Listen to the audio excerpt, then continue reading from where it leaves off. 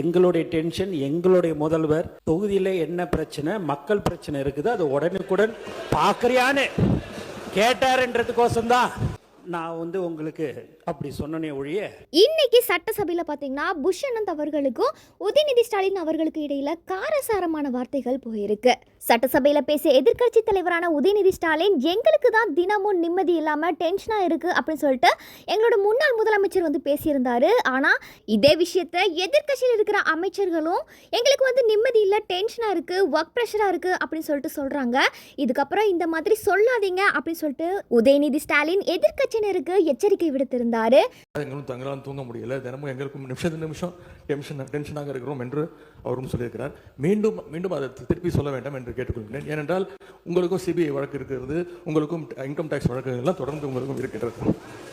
இந்த ஒரு விஷயத்தை கேட்டதும் அமைச்சர் புஷ் அனந்த் அவர்கள் பார்த்தீங்கன்னா சிரிச்சுக்கிட்டே செம்ம கூலாக ஒரு தரமான பதிலடியை கொடுத்துருக்காங்க. அதாவது எதிர்க்கட்சியில் தலைவர் சொல்கிற மாதிரி எங்களுக்கு எந்த சிபிஐ பயமும் கிடையாதுங்க.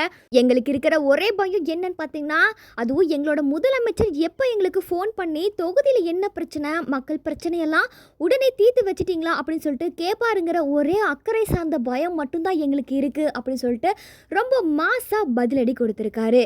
இன்னைக்கு உதயநிதி ஸ்டாலின் வச்ச விவாதத்துக்கு புஷ் அனந்த் அவர்கள் கொஞ்சம் கூட பயமும் இல்லாம சிரிச்சுக்கிட்டே ஒரு தரமான பதிலடியை உதயநிதி ஸ்டாலின் அவர்களுக்கு கொடுத்திருக்காரு. இந்த ஒரு வீடியோ இப்போ சமூக வலைதளங்களில் வைரலாகி வந்துட்டு இருக்கு. சட்டசபையில் நடந்த இந்த சுவாரஸ்யமான விவாதத்தை பத்தியும் புஷ் அனந்த் கொடுத்த பதிலடி பத்தியும் நீங்க என்ன நினைக்கிறீங்க அப்படின்றத மறக்காம கமெண்ட் செக்ஷன்ல பதிவு பண்ணுங்க.